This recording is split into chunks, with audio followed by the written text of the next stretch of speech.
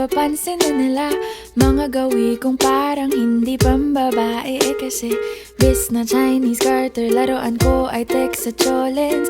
Tapos kajamin ko lagi noon mga sigang lalaki sa amin.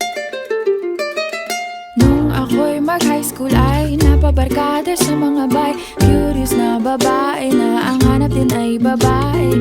Sa halip na makeup kit, bit-bit ko ay gitara. Tapos pormahan ko lagi ay long sleeves na t-shirt at faded na lonta.